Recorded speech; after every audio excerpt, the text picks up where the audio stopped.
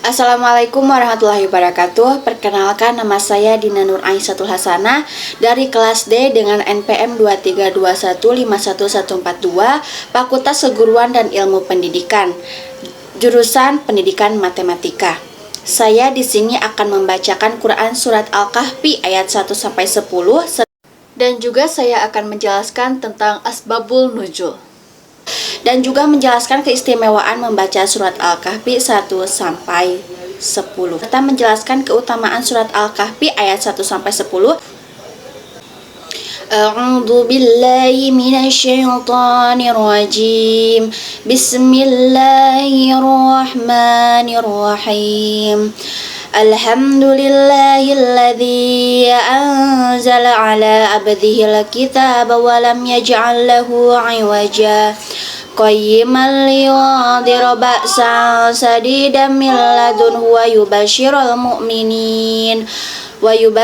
mu'minina alladzina ya'maluna as-salihati anna lahum ajran hasana makithina fihi abada wa yundhiru alladzina qalu ittakhadallahu walada ma lahum bihi min ilmin wala li abaihim kaburat kalimatan takhruju min afwahihim iyaquluna illa kadhiba fala'allaka bahi'un nafsaka ala atharihim illam yu'minu bihadal hadisi asapa inna ja'alna ma'alal ardi zinatan laha linabluwahum ayyuhum ahsanu amala wa inna laja'iluna ma'alaiha sa'idan juruja am hasibata anna ashabal kahfi warraqimi kanu min ayatina azaba idza awal fityatu ilal kahfi faqalu rabbana atina min ladunka rahmatan wa hayyi' lana min amrina rasyada. Shadaqallahul azim. Pembesar Quraisy kebingungan mengatasi dakwah Nabi Muhammad SAW. Semakin hari dakwah Nabi kian diterima pengikutnya. Memang tak bertambah banyak, tetapi makin setia keimanan mereka seperti batu karang, kukuh, teguh. Pembesar Quraisy merancang strategi untuk bisa menggoyah keabsahan kenabian Muhammad SAW. Dengan begitu mereka mendapatkan tugas untuk menceritakan selak-beluk Nabi Muhammad kepada pemuka agama Yahudi dan bertanya mengenai kebenaran kenabiannya. Mereka, Yahudi, adalah ahli kitab pertama. Mereka memiliki pengetahuan tentang para nabi, pengetahuan yang tidak kita kuasai. Demikian alasan pembesar Quraisy. Saat bertemu pemuka agama Yahudi, Nadar dan Uqbah mendapatkan 3 pertanyaan untuk menguji kebenaran Nabi Muhammad. Pertama, tanyakan tentang sekelompok orang yang pergi pada zaman dahulu. Bagaimana kondisi mereka dan apa peristiwa luar biasa terkait itu. 2, tentang seseorang yang mengelilingi bumi dari timur ke barat. Minta dia menceritakan tentangnya. 3, apa itu ruh dan bagaimana hakikatnya. Kalau dia bisa menjawabnya dengan baik, ikutilah dia. Memang benar dia nabi. Jika sebaliknya, terserah kalian mau apakan dia, kata pemuka agama Yahudi.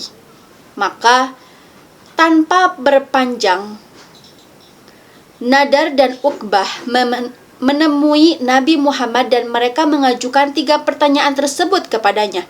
Setelah mendengarkan pertanyaan dari keduanya, tanpa ragu Nabi Muhammad SAW meminta waktu untuk menjawabnya. Besok, Nabi berharap wahyu turun untuk menjawabnya. Tetapi malaikat Jibril tak turun membawa wahyu pada keesokan harinya. Juga keesokan harinya lagi. Begitu sampai 15 hari. Kondisi ini melahirkan desas-desus di kalangan kafir Quraisy. Dijanjikan akan dijawab keesokan harinya, ternyata sampai hari ke-15 sebelum juga ada jawaban dari Muhammad. Demikian kira-kira desas-desas itu Nabi Muhammad SAW sedih.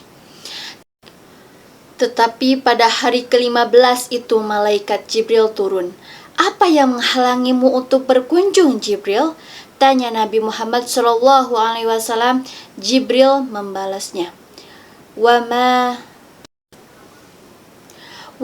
natanajjalu illa bi amri rabbik lahu ma baina aydina wa ma khalfana wa ma baina dzalik wa ma kana rabbuka nasiya." Dan tidaklah kami, Jibril, turun kecuali dengan perintah Tuhanmu.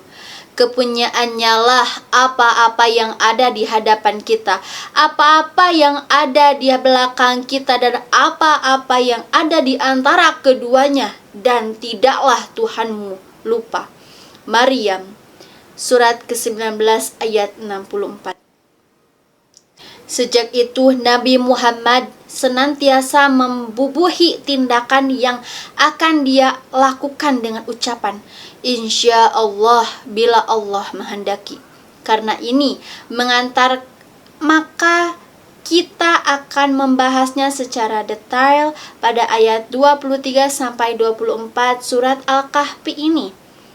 Malaikat Jibril pun menurunkan surat Al-Kahfi untuk menjawab ketiga pertanyaan Nazar dan Uqbah.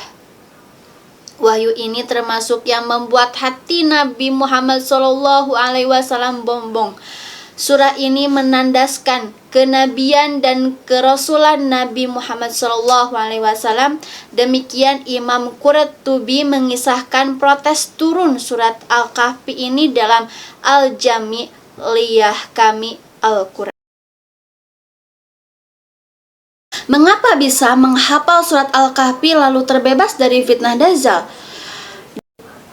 10 ayat pertama dari surat Al-Kahfi adalah salah satu serial ayat yang sangat istimewa.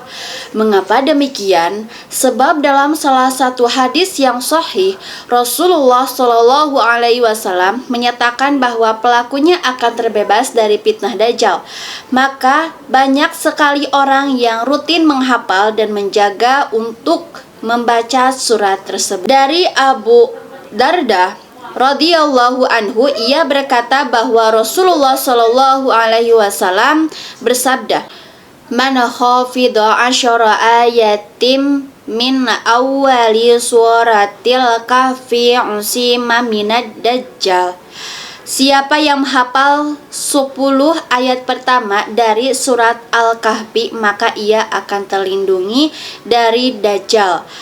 Hadis riwayat Muslim nomor 809. Dalam hadis di atas, Nabi Muhammad SAW mengabarkan bahwa siapa yang menghafal 10 ayat pertama atau terakhir dari surat Al-Kahfi, maka ia terlindungi dari Dajjal.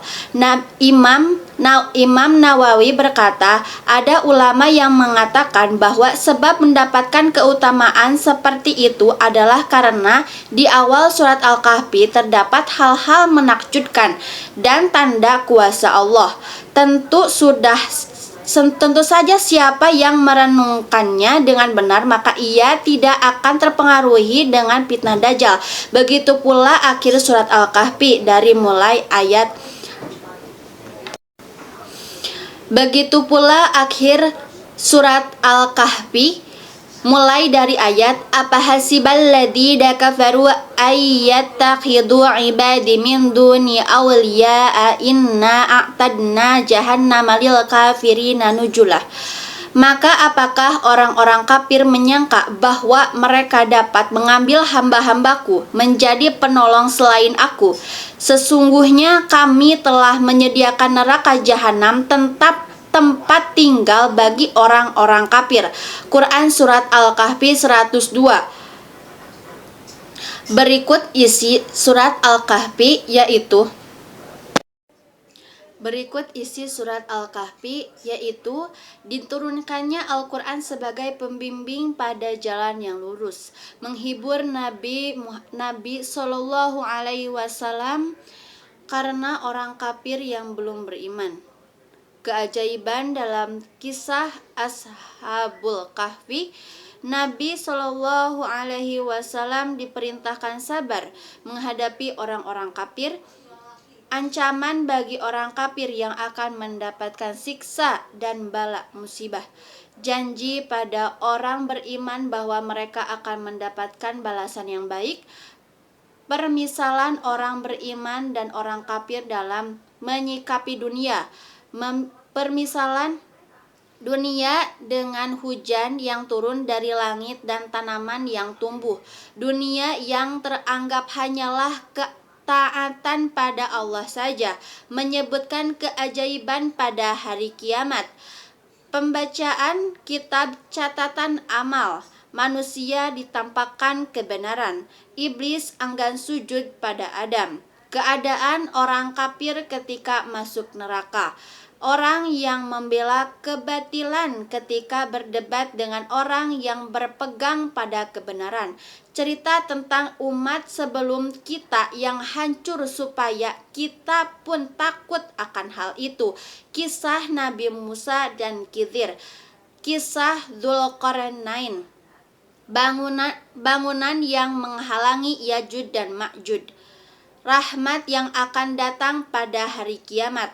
Sia-sianya amalan orang kafir. Balasan orang yang beriman dan yang berbuat baik. Ilmu Allah tak mungkin habis untuk dicatat. Perintah untuk ikhlas dalam beribadah dan perintah untuk mengikuti tuntunan Rasulullah lewat amalan sahih. Perintah untuk ikhlas dalam beribadah dan perintah untuk mengikuti tuntunan Rasul, ittiba Rasul lewat amalan sahih. Kunuz Riyah As-Salihin 1317.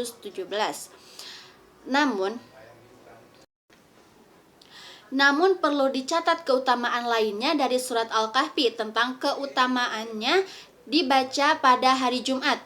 Imam Nawawi rahimahullah berkata, Imam Syafi'i dalam Al-Um dan Al-Asyab berkata, disunahkan mereka membaca surat Al-Kahfi pada hari Jumat dan malam Jumatnya.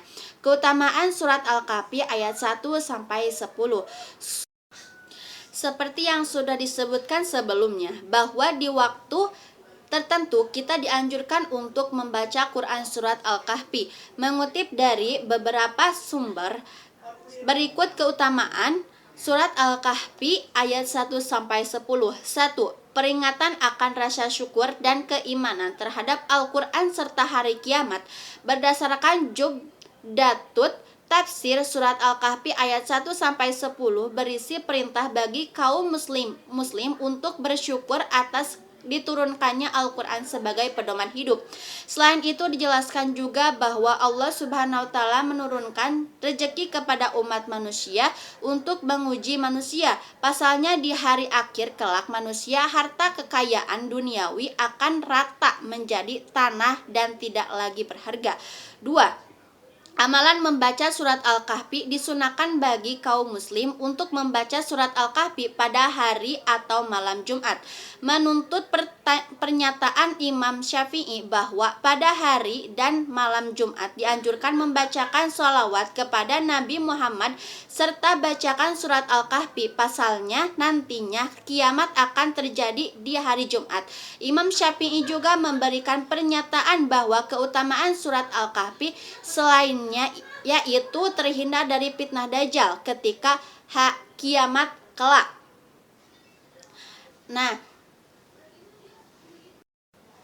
jadi kesimpulannya, membaca surat Al-Kahfi dianjurkan untuk siang Jumat, untuk malam Jumat dan siang Jumat. Itu disunahkan agar kita mendapatkan, salah satunya agar kita terhindar dari fitnah Dajjal. Yang kedua, agar kita sadar akan semua harta di dunia dan juga agar kita sadar pula bahwa hari kiamat itu akan terjadi dan kita akan menjadi akan mengumpulkan amalan-amalan untuk persiapan hari akhir nanti. Dan selebihnya agar kita sadar bahwa tidak ada yang lebih penting dari bertaat kepada Allah dan mengikuti sesuai dengan pedoman yang telah Allah berikan kepada kita. Sekian dari saya, Dina Nuraisatul Hasanah. Wabillahi taufiq wal hidayah. Wassalamualaikum warahmatullahi wabarakatuh.